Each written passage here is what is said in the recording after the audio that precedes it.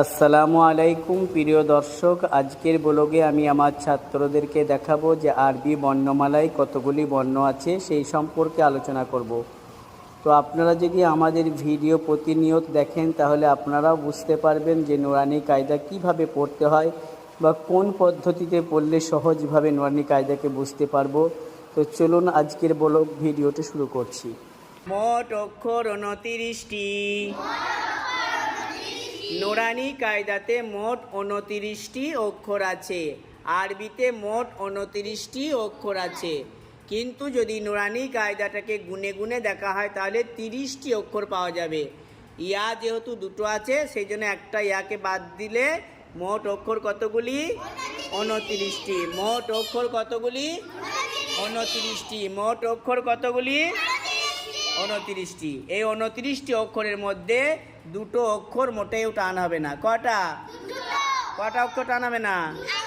দুটো অক্ষর মোটেও টান হবে না, সেটা হচ্ছে আলিফ, হামজা।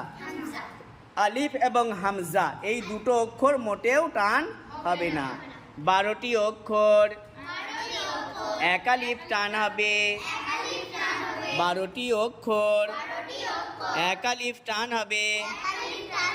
যেমন বা, তা, সা, হা, খ, র, জা, ত, জ, হা, হা, ইয়া।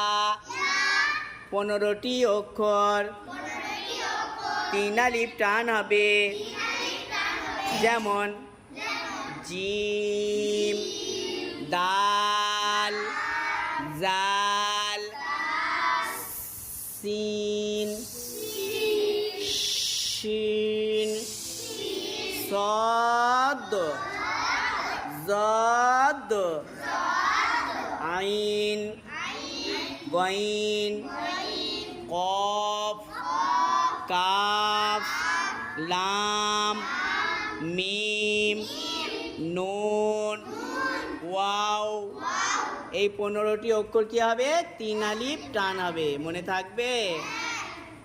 2 আর 12 কত হয়? 2 আর 12 কত? 2 আর 12 14। 14 আর 15 কত হয়? আস্তাগফিরুল্লাহ। 14 আর 15 কত হয়? 14 আর 15 16 হয়। 14 আর 15 29 হয়। কত হয়? তাহলে মোট অক্ষর কতগুলি? তাখতি নাম্বার 1-এ মোট অক্ষর হচ্ছে 29টি। অর্থাৎ আরবিতে মোট 29টি বর্ণ আছে, 29টি অক্ষর আছে। এই 29টা অক্ষরের মধ্যে দুটো অক্ষর টান হবে না, আর 12টি অক্ষর এক আলিফ টান হবে, আর 15টি অক্ষর 3 আলিফ টান হবে। মনে থাকবে?